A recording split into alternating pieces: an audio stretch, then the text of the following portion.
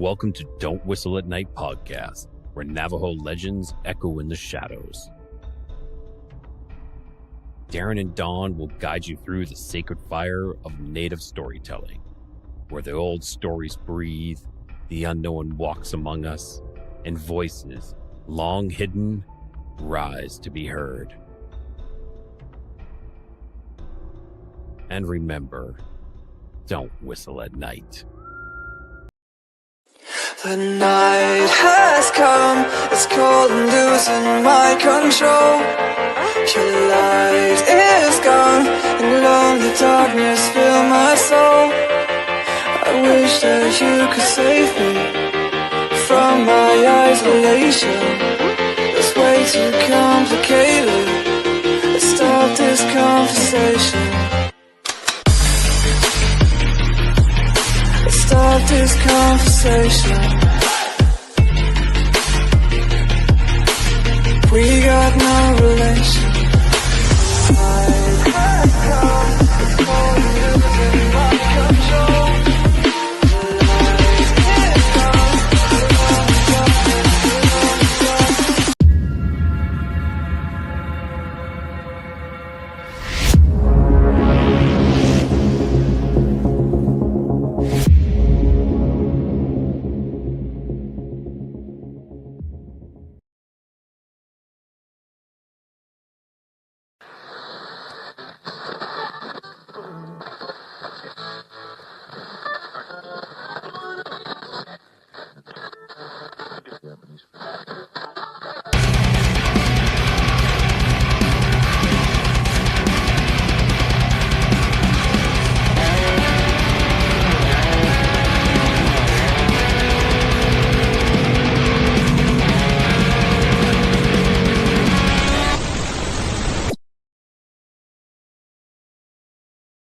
We go. I have to add myself to the stage. There you go, everybody. Hello, welcome to the show Into the Night with me, your host, Sean Kelly. This is the Tuesday night edition. I want to thank you, PRN Talk Radio, 105.3 Mississippi, 107.7 New Orleans, and Vecro. Good to see you. Thank you for everybody out there listening in the 160 60 countries, that who are watching my show tonight. Hey, Heidi, good to see you. Much love to you too. I also want to say that right after my show is the Gateway Podcast, and that is with my dear friend C.L. Thomas. And she has two guests tonight that I think everybody will be totally interested in. Now I'm gonna screw this name up, but I call him Drac. She's gonna get mad when I say that. But her guest tonight is Drac Stoker. Now I don't know if there's any relation to that person or not. I'm not sure. And Nora Ventilla. And from what I saw on her, on her advertisement, it seems like it's going to be very, very interesting. But before we get into the show, I'm going to be totally honest with you. So I tried to find some more nursery rhymes that had some dark meanings too. And Heidi says, I didn't know how to pronounce his name either. I believe it's Stoker's nephew. Okay, thank you, dear. Thank you. Yes, thank you. I think it is his nephew. But no, see, I was going to kick my butt when I say that. Sherry Maddie, good evening, Sean. Hope you're doing good. You're looking good, all cleaned up. Why, thank you, Miss Sherry. Yes, the ho, ho, ho season's done with. No more Santa Claus for a couple months. But no, so I was looking for some more, dark nursery rhymes. And I only could find 3 more, No matter how I looked and researched and looked on Google, the whole 9 yards, I only found 3. And, but we'll go with those 3 and we'll talk a little bit about the Sunday night show. Patrick's doing okay. He's coming home on Thursday. Thank you for asking, Joni. Um, Thank you for keeping him in your prayers. He's doing okay. Thank you all for the prayers and the healing energies to my brother. I truly appreciate it. So, of course, typical Pittsburgh weather today, it was in the 50s. And last week we were in the teens and the 20s. Oh my God, the weather just changes so much. But before we get into this, to these nursery rhymes and stuff, thank you, Robert Consuelo. That's right, he's my best friend. I grew up with him. He's like my brother, Robbie there. But it's good to see that you popped in, dude. Appreciate it. We got to hook up for coffee one day. But I want to say, before we get into these rhymes, I have a little bit of rant that I want to do. Okay. So Sunday night, the Pittsburgh Steelers played the Baltimore Ravens. Okay. They are the biggest. Oh, he has what the hell is it? A lot of fluid in his body. Um, he um, he gained like 40 pounds in 2 nights, 2 days. And so we took him to the hospital, and he has a lot of fluids. And so that's what they're doing, and draining him out of the fluids. But back to Sunday night football game between the Steelers and the Ravens. So it's down to the last 2 seconds, and the field goal kicker for the Baltimore Ravens missed the field goal. And that if he would have made it, the Ravens would have been in the playoffs. But he missed. Okay.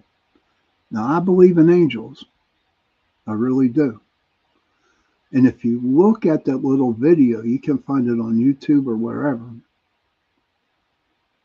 When he kicked that ball, it was like something, not the wind, but something just pushed that ball away from the goalpost. Yes, really. And I believe they're calling it the Immaculate Kick or something. I forget what it is. But here's the crazy part about that. Before the game, there was a priest that went around and blessed the end zone. No lie, really did.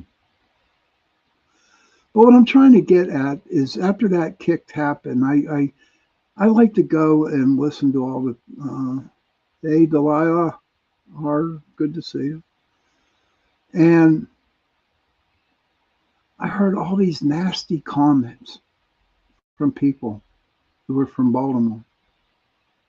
When I find you, I am going to punch you in the face. How could you miss this? F this, F that, F you. And they're talking to a kicker who's a rookie. Okay. And it really, really got me angry. It really did. How people could be ignorant to say something to a young kid. I think, what? Hello, what? Claus Starlight? Thank you for popping in. But how in the hell can you go around to a rookie? He might be 23 years old. Who knows how old he is? And call him because he missed a field goal. Sure, it would have gotten the Ravens into the playoffs. Yeah. And they just rant, and they were just so nasty to him. Nasty. Are you live for views? Yeah, I'm live. Yes, absolutely. If you'd like to share the show, go ahead, please.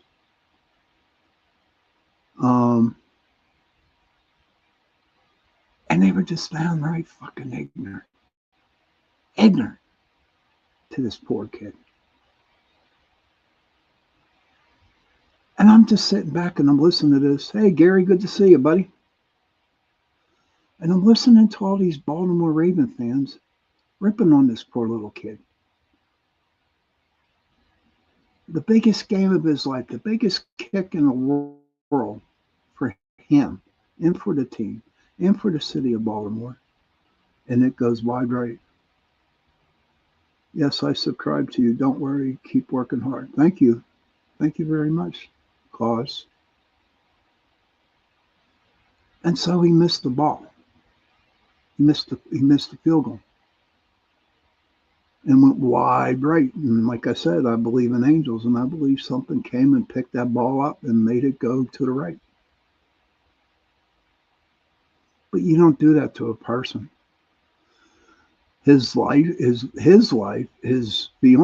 life are threatened because of that miss. That, I'm, it's because they are bulk to morons. Uh, the ones that were talking on TikTok and all that shit last night, and Joni says, I recall Steeler fans were mean to someone on the team. They threw garbage in his yard. Yeah, I remember that. But what makes people act like that? What makes people? How old am I?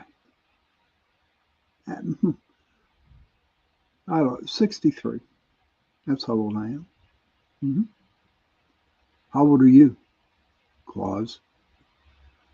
And what makes people act like that over a damn football game?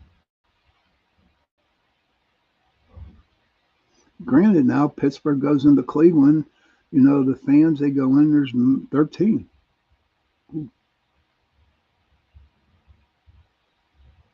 Um, just, I like what you said. Heidi said, assholeism. Yeah, it is. It's just not worth it. So I'll tell you how great Pittsburgh Steeler fans are. My girl Cielen. Ah, okay. Hey, Ciel, I screwed that guy's name up again. But probably they were betting on the game. Yeah, that's possible. Hey, Michelle, good to see you. But still, Joni, you don't just do that. You just don't go. And what's crazy is they weren't no young punks. They were in their 40s, 30s, and 40s doing shit like that. So I'll tell you how good Pittsburgh Steeler fans are. One guy felt so bad for him for missing the field goal, and they started a donation for John Hopkins University Hospital. And so far, they have collected $6,000. Gary says it's their upbringing. Blame it on their environment and parents. Nah, that's okay, Claus. Just by you being here. There are all kinds of people out there. That's true, Heidi. But here in Pittsburgh, we set up. I can't put the name. If you want to,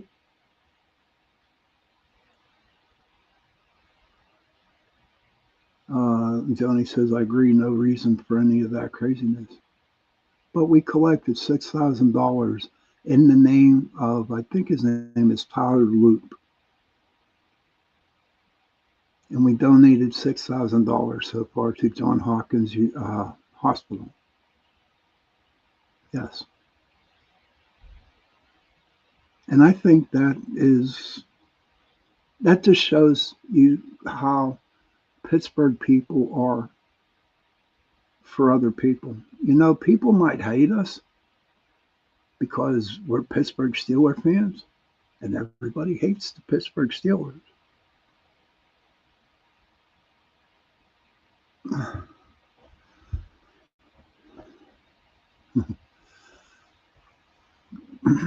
I always get bullied. How can I make friends? I really wish you could. I wish I could answer that. Anybody in the chat room, please, could you answer? Can you help out Claus tonight? I'd appreciate it. Thank you. But I don't know. I think Pittsburgh people are good. I think Pittsburgh Steelers people are good too. You know, Michelle said that Steel Town baby. It used to be when we had United States Steel. That's the truth, Michelle. Heidi says my sister and her late husband, but her last husband, loved the Steelers. See, there you go.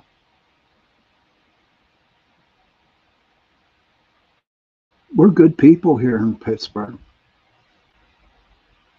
Even if the even if the Steelers would lose, the first thing out of everybody's mouth would be fire Mike Tomlin. That would be it. But they wouldn't go threatening him. You know. So to all the people that really, really gave that dude a hard time,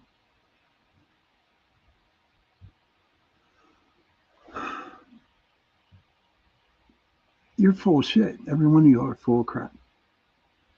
Maybe look in the mirror. Okay. Hey, Kevin, good to see you. Good night there, Claus. Um, so that's my rant for today. How people can be freaking ignorant, and you don't need to be, especially over a damn football game. You know, Joni said they probably have money on it. That is true, but that still gives you no reason to threaten a kid, and that's all he is a kid, and his wife or his girlfriend or fiance. You don't do that. To me, those 30, 40-year-olders are childish for doing that. Don't people realize, okay, don't people realize if they put themselves in that person's shoes? Uh-huh. Heidi says many unhealed people that should probably consider raising their vibe. That's that in Baltimore. That will be tough, Heidi. Joni says I like the Steelers too. I miss Eaton Park. You know, I miss Eaton Park. I go to Eaton Park almost once or twice a week. I love it. But maybe we can all grow up and enjoy the playoffs. Who cares who wins? There's always next year. But wake up, smell the burnt toast, look at yourself in the mirror, and say, boy, I love myself. And I guarantee it, you couldn't do it. I guarantee it, you couldn't. That's my rant. Okay, that's my rant. So who knows who's going to win the Super Bowl this year? Who knows what they're going to do in this, in the playoffs? I know the Steelers play Monday night against the Texans. I know the Kansas City Chiefs are out of them, and people are laughing. People are laughing at them because they didn't make the playoffs. So what? Hey, people are crazy. But I'm going to stop talking about this. TV movie in 1979 called Steel Town. Part of it was filmed in Portland, Oregon. Oh, really? But we're going to go on our break. And when I come back, we're going to talk about, some of these dark histories. I love you, man. That's funny, Heidi. Red Kingdom and the Swifties are out. That's funny. I'm not gonna. That's for another show. That's for the chat on Saturday nights. Kevin says the only thing I like about football is the halftime show. Like some sports, not at all. Okay. Donkeys are crossing their fingers. That's funny. When Heidi said the donkeys, she's talking about the Denver Broncos, is what she's talking about. So, okay, we're going to go to break. When I come back, we're going to talk about the three dark you know it, the chat, um, the nursery rooms. And that's all I could find was three of them. So I'll see you in a couple minutes, and go to the bathroom, do what you got to do, and I will see you in about 2 minutes. I had had enough. Well, you drove out there into the middle of nowhere and had some sort of loud verbal display challenging ET in general out in the middle of nowhere? That's what I was doing. I actually had a pistol in my hand at the time. I was really ticked off. When I was having this fit, I was waving the gun in the air, okay, and I had this fit. And at this moment, I said, okay.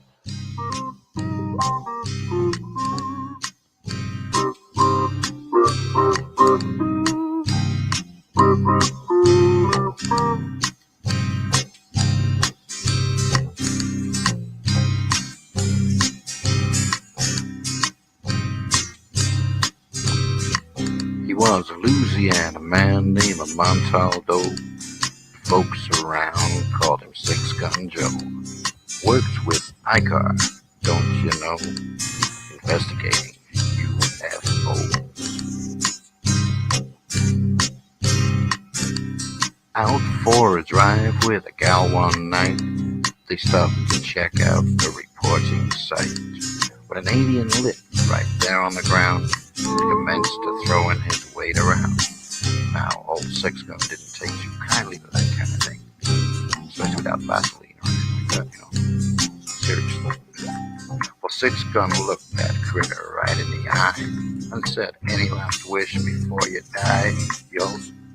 Reached for his gun, quick as a twitch, and said, "Fill your claw, you son of a bitch." Now a legend spread across the land about this pistol-waving man.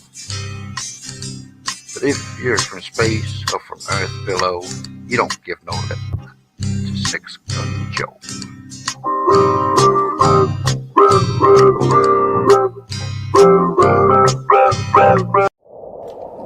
Welcome to Paranormal Heart Podcast with host Kat Ward.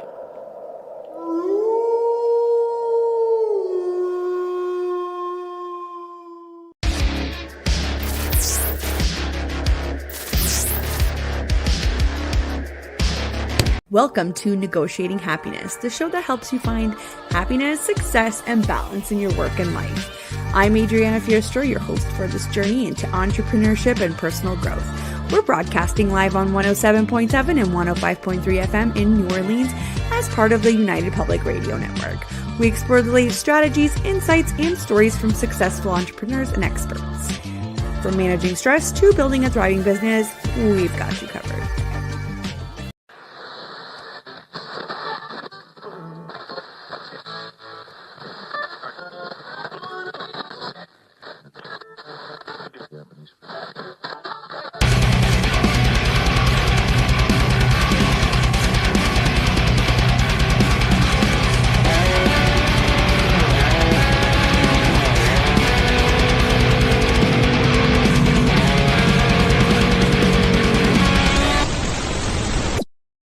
Hey, hello everybody, and welcome back to the second part of Into the Night with me, your host, Sean Kelly.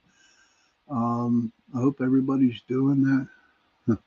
The Steeler that was shooting a helicopter, Matthew Rudy. Hey, Matthew, good to see you, son. Good to see you. Thank you, Kevin. Thank you, Vet. Thank you, Heidi. And so a couple announcements that I'd like to make. First one is if anybody has a business or wants to advertise on my show, please send me a message, and we'll get your business or your whatever you want to advertise at monthly. Okay, so if you can, if you want to, I'm not pushing you, but I'm just saying if you want to, okay. Please, give me a message and we'll figure it out. It's a good way of expanding, and getting your name out there, getting your business out there. I want to thank you, PRN Talk Radio, 105.3 Mississippi, 107.7 New Orleans, for allowing me to give you a couple hours a week, Sundays and Tuesday nights from 8:10 to 9:10 p.m. And let's see, CL Thomas, her podcast tonight, and I'm going to destroy this guy's name. I'm going to call him Drac.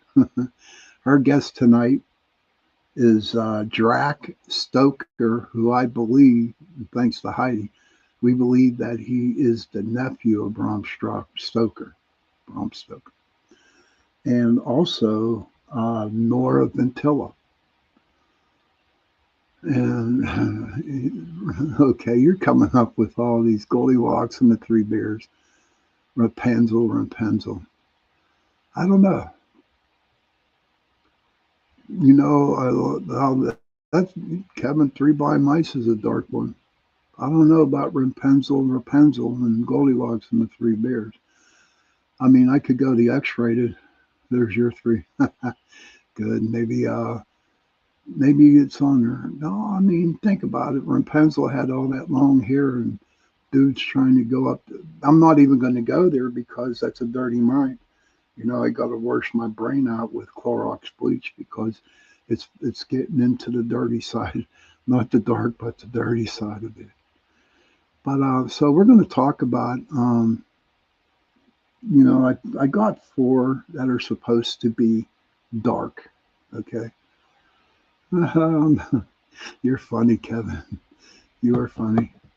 But the first one that I got here was called London Bridge is Falling Down, My Fair Lady. And the meaning of London Bridge is Falling Down has long been a subject of debate.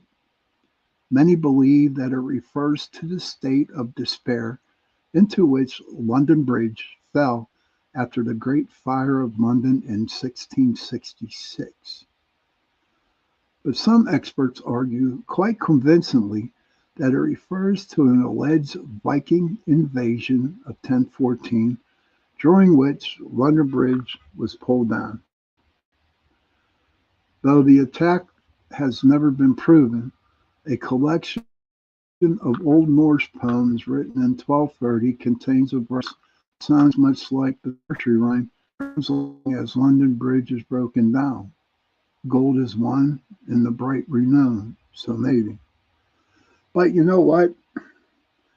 Also, if I'm not mistaken, when you get to where London Bridge is burning down, that's a sign that there's something really crazy going over in England too.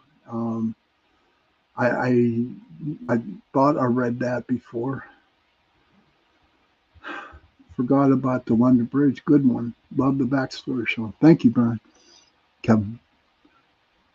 But but I do believe that now, when London Bridge is falling down, then there is something going on where the Queen died or something like that. Because when the Queen died, that's all you heard was London Bridge is falling down. So who knows what it could be. So when it comes to this rhyme, I guess you can take it any way you want to. I prefer it to be the first one when the Great Fire in 1666 on the bridge. But that's the first one. Like I said, there wasn't too many other dark ones like we did the last time on Sunday. You know, Billy, that's funny. Oh, you caught that? I said I called you what, Kevin? I call you Brian. But the second one here that I found, okay, here it is. We got to that one. Goosey Goosey Gander. This is crazy. Goosey Goosey Gander, right? How could anything with the word goosey in it be sinister? Well, one version of the popular rhyme, Goosey Goosey Gander, had some very disturbing lines in it. And in my lady's chamber, there I met an old man who wouldn't say his prayers. So I took him by his left leg and threw him down the stairs. This reflects a time when Catholicism was outlawed. It was outlawed under Protestant rule, and the Catholic priest had to say their forbidden Latin prayers in secret. The old man refusing to say his prayers is likely a Catholic priest, refusing to recite Protestant prayers. Hiding priests in secret chamber was common, and the ladies' chamber might be a reference to one such hiding place. You love it. Dark humor, yeah. I don't know if that's humor or not. I think that's really, really, really dark. I think that's insane. Even back then, I mean, think of all the wars out there that were done by over religious beliefs. A lot of them. It's ridiculous. I don't know. But if it is true that the Catholic priests had to hide so they could do their prayers in Latin, that's pretty crazy. And it really, really looks at, I look at that, which I just read, and then look at where the Catholic Church, Christianity, came in and took out all the paganisms out of Ireland, the Druids. Yes, that was the whole deal with St. Patrick and the snakes. Kevin says, tossed downstairs, held by one leg, could be a tad dark, lol, but I laughed at it. Where's your mind at today, Kevin? Where's your mind at today? That girl, take care of Kevin there. No, give him a couple slaps inside the head. But that's funny, but I can understand what you're talking about, Kevin. Oh, we're crazy. But that's got to show you where back, you know, in early Christianity, Protestants, and he fought over it. That's what happened in Ireland. You know, you got the Northern Ireland, and then you got the Southern Ireland, and they fought. People said that they fought over religion, but that's not the true story about it. When I was growing up, I was always taught that the South Irish people were Catholics and the Northerns were Protestants. And they said it was a religious battle, but it really wasn't a religious battle. What happened back then was that the king, you know, England, still had rule in Northern Ireland. I always do. I want to smack him though. Okay, but the King England had control over Northern Ireland, and they tried to get a hold of the Southern Ireland, and it just didn't happen. You know, the Southern Irish people, we fought, and yes, we did go into Northern Ireland, and it was sad. All the killings that were done. You know, it was terrible. But it wasn't due to religion. It was due because England had a control hold on Northern Ireland. Now today, there isn't so much fighting anymore. There was a ceasefire that happened, and they still have the ceasefire. Ceasefire, yeah. No more fighting. But that's a long history. You know, I think it started in 68 or 69 or maybe before that. It's a sad history lesson for everybody. And it's sad for the Irish people too, you know. But I'm not going to tell you which side I was on. You know, I just kept that to myself. So I don't know why I said that.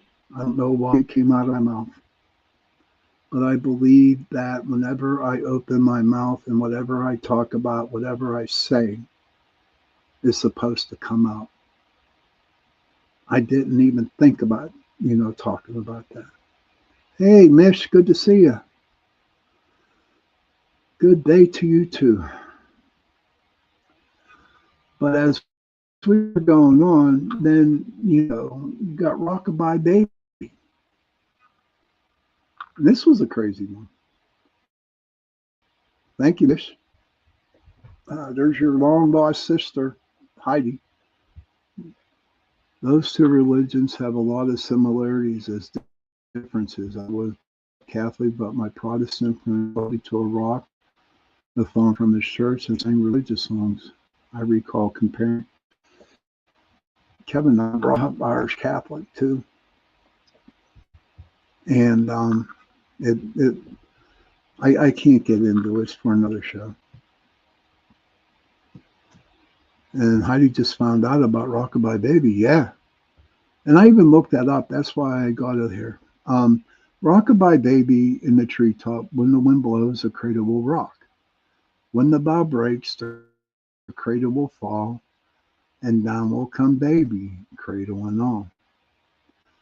Even at face value, runs about a plummeting baby hardly comes across as upbeat.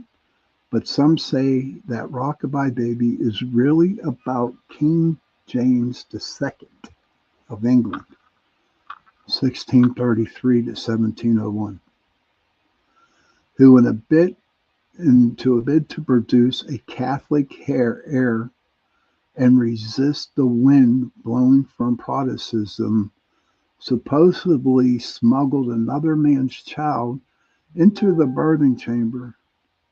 If he did, the plan didn't work. Like the cradle, the house of Stuart would soon fall. Crazy. Yeah, that was a disturbing one. Yes, Michelle, it was. Why in the hell would you want to even say something like that? Who in their right mind would want to come up with something stupid or ridiculous? You know? Even back then, people were screwed up in the head. I was going to say the F word, but they were screwed up in the head. And what that dude did, I mean, come on, to go steal another child for a Catholic care? Come on. I mean, people were not in their right minds back then. They weren't. But, about the Humpty Dumpty one, okay? Where, like I said on Sunday, that Humpty Dumpty was never mentioned as an egg.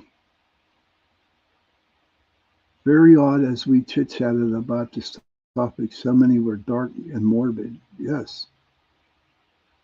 You're so right, Heidi. Yes, we did. It just, I don't know. Kevin says the past is the future and the future is the past. Okay, I won't cast. Okay. But with Humpty Dumpty, that blew me away because, and I will bring it up again. Humpty Dumpty sat on the wall. Humpty Dumpty had a great fall, but all the king's horses and all those king's men could not put Humpty Dumpty back together again. And you know what Humpty Dumpty was, everybody? These are for the people who missed last week's show. Humpty Dumpty was a big cannon, reflections of the time. Hey, Freighter. Holy crap. Good to see you, my friend. So there's a big old cabin, a cannon, up on a church wall or some type of wall. An egg, you said. It's not an egg. It was a cannon. And somehow that cannon fell. And they just couldn't fix it. That girl almost answered that. Okay. Oh my God, Lacey, good to see you. Hey, Charlie. How you doing, buddy? Oh my God, my dear friend Lacey McIntyre is in the chat room tonight. Glad you could pop in. But that was crazy. I mean, these were like really ridiculous ones, right? I'm glad you just popped in, Lace, because we were talking about dark nursery rhymes. So all the dark ones are done now. I got one more, but I think it'll be okay for Charlie to listen. So Miss says, nah. They said, yes, we're so glad to catch you. We're doing well. How are you? I'm doing fine. My brother Patrick went back into the hospital again. I can, talk to you tomorrow about it. But I'm doing okay. But here we go on the last one. All right, we're coming up on the last nursery rhyme that's kind of dark. Let me see. Ha ha. Okay, the 11th one is here we go round the mulberry bush. Well, before I explain this, what does everybody think about this nursery rhyme? Here we go around mulberry bush. What does that mean to you guys? I would like to have an answer. You can, if you want.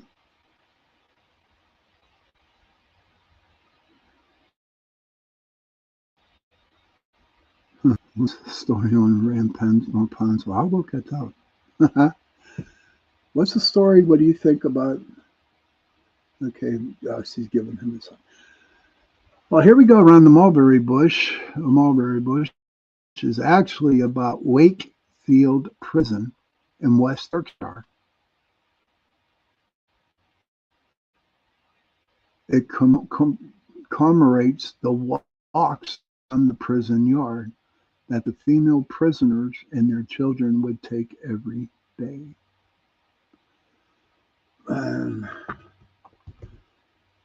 So those are about the darkest that I could find from what I did,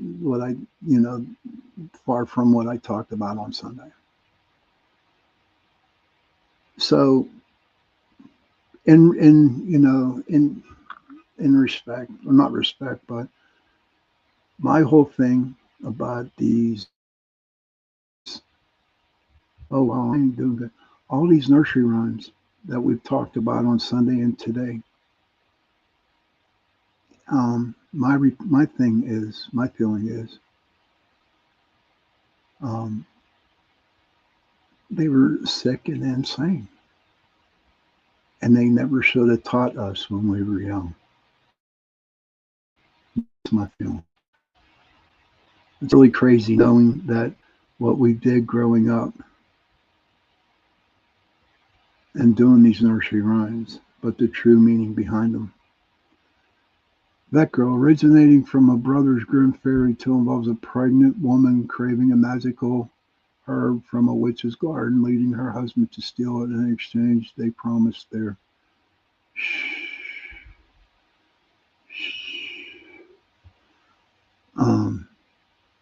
but they were dark. Everything was dark back then. So, is there anybody in their chat room that would like to talk about how they feel about the nursery rhymes that we talked about the last couple times?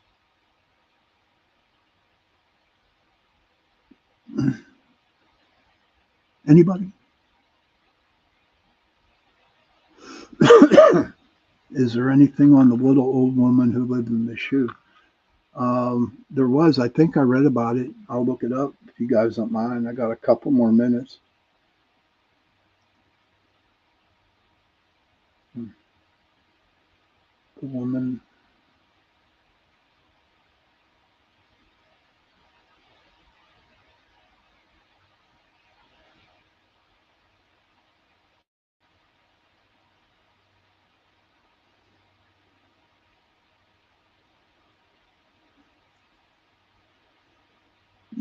No, not really. Let me see.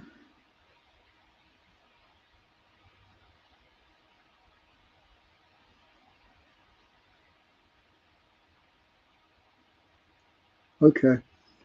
The dark side of the old woman in the shoe from the classic nursery rhyme refers to interpretations that go beyond the simple children's story, exploring themes of poverty, maternal neglect, giving broth without bread, whipping, or even darker folklore where she is a predatory entity, a land goddess, Mother Nature, or a haunting presence draining life. As seen in the modern horror stories and the psychological analysis and archetype of Death Mother, revealing a chilling undercurrent to the familiar rhyme. Ooh. The common interpretations is poverty and overwhelm. The original rhyme hints as hardship, no bread, and harsh discipline, with them all soundly, reflecting socialite struggles with large families. The archetypal horror, some see her as a manifestation of the Death Mother, a nurturing figure who also embodies deprivation, control, and potential destruction, a theme explored in analysis of the rhyme. In the folklore and supernatural, the Irish folklore, some link the shoe brought to fairy house, suggesting a connection to fairies or nature spirits. I can deal with that. But no matter how you put it, let me see what do we got here. And isn't it weird that there's such a large show for all of them to live in? I always thought the shoe was a symbolism for something else. That's yeah. You're welcome, Mish. Anytime. Thank you, Kevin.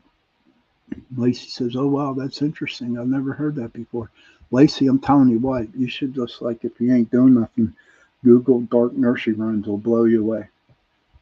Just make sure Charlie ain't in the room. Okay, seriously. Joni says, "I think when we were young, we never really thought about rhymes, and now thinking about it, they are very creepy." Yes, they are, dear. Yes, they are, Joni. Very creepy. Am I doing an extra hour tonight? No, Joe, not at all. You have CL coming on next after mine, and she's going to have Drac, Stoker, and Nora Ventilla. I'm glad it piqued your interest. Yes. Okay. Yeah. Wait till she's in bed. No, Joe. No, CL's coming on at 9:15 tonight. And she has two good guests. Bram Stoker. I think this guy, I call him Drac Stoker. The nephew of Bram Stoker. Don't worry about being late, buddy. It's all right. Not a problem. Kevin says, yeah, it had to all play it on our subconsciousness. Yes. Well, we are getting close to the end of the day, the end of the show. It's called The Witching Hour. And I truly appreciate everybody coming in. Day Kerr. Okay, thank you, that girl. Oh, shit, that's spam. Sorry, guys. But I'm glad everybody could stop in and, check out the show tonight. And I'm looking forward to doing other types of things in January and February, all through this whole year. So if anybody has any suggestions on what they would like to have, we can discuss them about, please send me a message, and we can do something on it. Thank you, Kevin. Thank you, Joni. That I got chills for that. Thank you. And don't forget, everybody, like I talked about at the beginning of the show, don't be a bunch of knuckleheads and threaten people because they missed a field goal. Thank you. Gratitude to you, my dearest, bestest friend, Heidi. Don't be knuckleheads and threaten the kicker because he missed a field goal. And if you actually watch that video, the way that football took off to the right, I have no doubt in my mind that was an angel moving that ball, like throwing that ball away. So, children, if you can. Oh no, I got a couple more minutes. Around the 50-minute mark. But I'm just grateful for every one of y'all out there who listen to my show. I'm very grateful for all the people who come to my show and share in the chat. I'm just grateful for everything. And I'm just like getting speechless here. So if you want to be part of the show, come on my show. We can talk, whatever you want to talk about. Okay.